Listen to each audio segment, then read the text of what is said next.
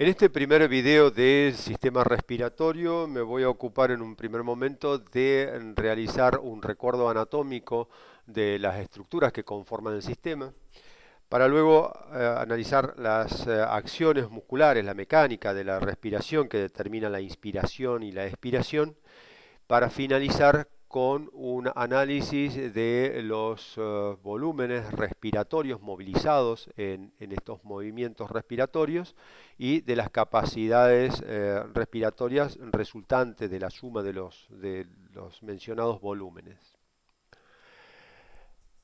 El sistema respiratorio está compuesto por la nariz, que continúa con la faringe, la cual reconoce tres zonas: la nasofaringe en relación con el órgano antes nombrado, la orofaringe, también llamada bucofaringe, en relación con la cavidad bucal, y la laringofaringe en relación con el órgano siguiente, que es la laringe.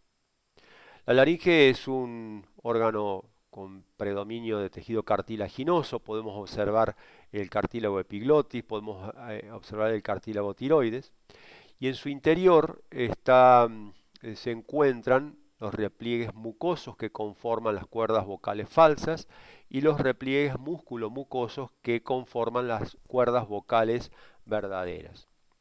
Continúa la tráquea, que es un órgano en forma de tubo, reforzado por anillos cartilaginosos en forma de C, que tienen la parte incompleta hacia atrás en dirección al esófago. La tráquea, que al llegar al mediastino se divide en dos conductos llamados bronquios, del cual el bronquio izquierdo tiene una curvatura mayor para salvar la presencia del corazón en el mediastino, y esta conformación tiene su importancia, esta mayor curvatura del bronquio izquierdo y por lo tanto la menor del bronquio derecho, que está más alineado con el eje longitudinal de la tráquea, tiene su importancia cuando se producen algunos episodios de aspiración de un cuerpo extraño, que esta conformación anatómica hace que las mayores posibilidades de encontrar ese cuerpo extraño estén en el bronquio derecho. Los bronquios penetran a los pulmones por espacios que se denominan ilio pulmonar, para luego dividirse en bronquios primarios, bronquios secundarios y bronquiolos, que van a finalizar en estructuras, las cuales aquí tenemos una imagen ampliada, que son los sacos alveolares, que son conjuntos de estas unidades que se llaman alvéolos, que van a conformar la membrana respiratoria junto con la membrana del endotelio vascular correspondiente al sistema circulatorio, y esa membrana respiratoria es la que va a permitir el intercambio gaseoso mediante el cual el oxígeno del aire inspirado pasa a los capilares y el dióxido de carbono presente en los capilares pasa a los alvéolos para ser exhalado.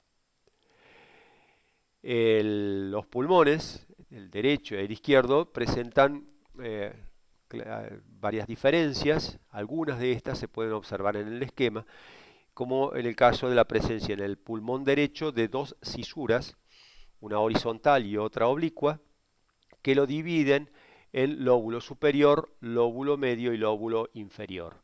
En tanto que el pulmón izquierdo presenta solo una cisura oblicua, que lo divide en lóbulo superior y lóbulo inferior. Debajo de los pulmones se encuentra el diafragma. Es un músculo que cuando está relajado tiene forma abovedada y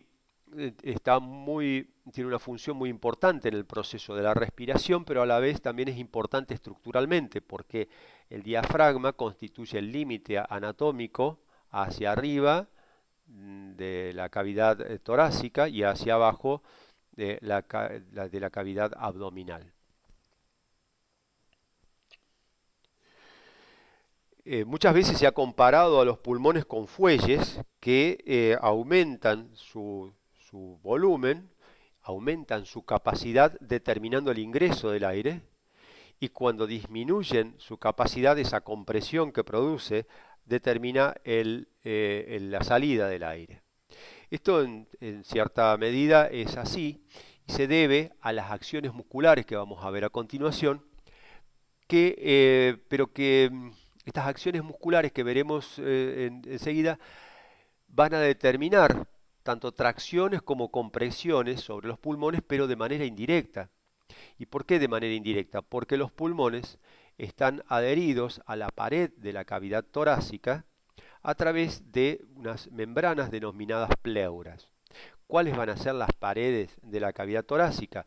Van a estar constituidas por las costillas, la parte de atrás, adelante y lateralmente, y la parte inferior por el músculo diafragma.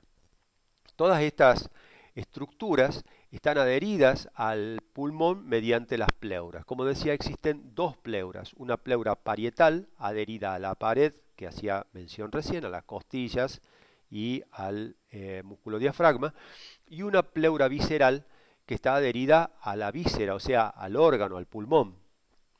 Y estas son las encargadas de transmitir, como decía, tanto tracciones como presiones determinadas por los músculos. ¿Cómo inciden los músculos en los movimientos de la respiración? O sea, en la inspiración y en la expiración. Existen dos categorías de músculos involucrados. Son los músculos inspiratorios y los músculos expiratorios. El principal músculo inspiratorio es el diafragma, que cuando, como dije, cuando está relajado, tiene forma abovedada y que cuando se contrae, se aplana, traccionando hacia abajo, como aquí lo indica la flecha, a los pulmones, determinando un aumento en el diámetro vertical de la cavidad torácica y arrastrando los pulmones, por lo tanto contribuyendo con esa tracción al ingreso del aire a los mismos. El resto de los músculos inspiratorios lo conforman el esternocleidomastoideo, es un músculo que, tomando origen en la apófisis mastoides del hueso temporal, se inserta en el esternón y cuya contracción, o sea, cuyo acortamiento, mediante una contracción heterométrica concéntrica, va a aproximar el punto de origen al punto de inserción, determinando o contribuyendo a producir el ascenso y el adelantamiento de la parrilla costal. Actuando sinérgicamente con el esternocleidomastoideo se encuentran los músculos escalenos y otro músculo muy importante que no sale aquí en el esquema, pero que es muy sencillo de interpretar, que es el pectoral menor. Este músculo pectoral menor toma origen en la apófisis coracoides de la escápula y se inserta en las costillas más altas. Y la contracción, como decíamos, contribuye a elevar la parrilla costal. Completa estas acciones los músculos intercostales externos, cuya acción va a aproximar una costilla a la otra. Todos estos músculos que acabo de mencionar son los músculos inspiratorios, los que producen estas tracciones que determinan el ingreso del aire a los pulmones. Una vez que se completa una inspiración, es posible retener el aire con los pulmones llenos, con los pulmones con su capacidad ocupada. Y esta retención, esta contención de la respiración con los pulmones repletos de aire, se debe a una contracción isométrica de todos estos músculos inspiratorios. Vale decir que cuando contengo la respiración con los pulmones llenos, se está produciendo una contracción isométrica de los músculos inspiratorios. El otro tiempo de la respiración, el segundo tiempo, que es la expiración, reconoce a su vez dos tiempos. Un primer momento que es, interpretado como un momento pasivo y está dado por la relajación de los músculos inspiratorios, que cuando estos se relajan produce por parte del diafragma, que decíamos que el diafragma cuando se contrae se aplana y cuando se relaja vuelve a tomar esa forma abovedada, presionando, como aquí lo indica la flecha, presionando a los pulmones hacia arriba, por lo tanto disminuyendo el diámetro vertical de la cavidad torácica. Y la relajación del resto de los músculos inspiratorios. El segundo momento de la expiración es el momento que se da en las expiraciones forzadas, cuando exigimos a los músculos expiratorios para exhalar el resto de aire que nos queda en el sistema respiratorio. El principal de los músculos expiratorios es el recto anterior del abdomen, que tomando origen en los cartílagos costales de la quinta, sexta y séptima costilla, se insertan en el pubis y su contracción determina, su contracción heterométrica concéntrica, determina una aproximación entre el punto de origen e inserción, lo cual hace que la parrilla costal descienda, comprimiendo a los pulmones y de esa manera contribuyendo a la salida del aire de los mismos. Trabajando de manera sinérgica con el recto anterior del abdomen, están los músculos transversos del abdomen, oblicuo interno, oblicuo externo, y completan la acción los intercostales internos que aproximan una costilla hacia la otra, también provocando esa compresión indirecta sobre los pulmones. Aquí también es posible contener los movimientos respiratorios, contener la respiración, pero con los pulmones vacíos. En el momento final de la expiración, quiero decir, para ser más preciso. Y esto se debe a una contracción isométrica de todos los músculos expiratorios que acabo de mencionar. Las acciones musculares que decía que son las acciones del diafragma, que en la inspiración va a aplanarse, va a descender, y las acciones del resto de los músculos inspiratorios van a producir un adelantamiento y ascenso y adelantamiento de la parrilla costal, que se traducen, como se ve claramente en la imagen, en un aumento de volumen del tórax. Contrariamente, durante la expiración, la relajación del diafragma va a producir un ascenso del mismo, y la relajación de los músculos inspiratorios sumado a la contracción de los músculos inspiratorios van a producir un descenso de la parrilla costal, lo cual se traduce en una disminución del volumen general de la cavidad torácica. Estas diferencias se pueden ver claramente en el contraste que nos muestra el dibujo. Las acciones musculares sobre las estructuras que rodean a los pulmones determinan cambios de presión dentro de los pulmones, y es lo que va a determinar a su vez la entrada y la salida del aire, que va a movilizarse en ese sentido por diferencia de gradientes de presión.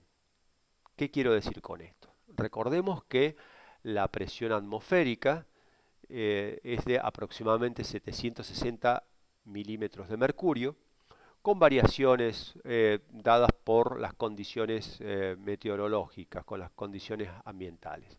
Poco más, poco menos, pero bueno, tomemos los 760 milímetros de mercurio como referencia. Cuando se produce la inspiración, las acciones musculares, como decíamos anteriormente, van a traccionar de las pleuras, que van a arrastrar a los pulmones, determinando la expansión pulmonar. Esto, a su vez, adentro del pulmón va a hacer que la presión disminuya por debajo de la presión atmosférica, con lo cual se genera un gradiente de presión que registra una mayor presión en el exterior y una menor presión en el interior. Y el aire se va a mover a favor de ese gradiente de presión, desde donde hay más a donde hay menos. Lo contrario ocurre en el momento de la expiración, en la cual las acciones musculares, o sea, la relajación de los músculos inspiratorios, va a provocar una compresión sobre los pulmones, que va a hacer que aumente la presión intraalveolar por sobre la presión atmosférica, generándose también aquí un gradiente de presión, pero de dirección inversa, siendo mayor la presión dentro de los pulmones que la presión atmosférica. Por lo tanto, el aire se va a movilizar a favor de ese gradiente de presión, desde donde hay más hacia donde hay menos presión. Este aire inspirado y el aire expirado van a conformar determinadas cantidades que ya han sido estudiadas y han sido tipificadas y son posibles de registrar mediante un espirómetro. Estas cantidades de aire que son movilizadas conforman los volúmenes respiratorios. Y es así que tenemos un volumen corriente que corresponde al aire que es movilizado, o sea, inhalado y exhalado, de manera no forzada. Y esto corresponde a aproximadamente 500 mililitros. Una vez que se realiza una inspiración no forzada, es posible, activando los músculos inspiratorios, exigiendo los músculos inspiratorios, producir un ingreso mayor de aire a los pulmones. Esto se conoce como volumen de reserva inspiratoria y es de aproximadamente 3 litros o apenas poco más.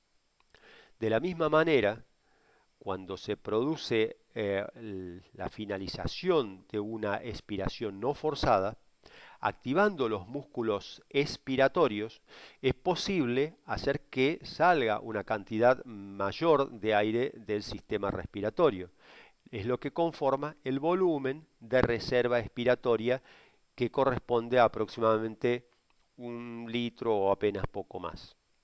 Ahora, agotada la capacidad de contracción de los músculos expiratorios, agotada la posibilidad de evacuar el aire del sistema respiratorio, siempre va a quedar una cantidad de aire dentro del sistema. Entendamos por esto una cantidad de aire dentro de la nariz, faringe, laringe, tráquea, bronquios, bronquiolos, etc.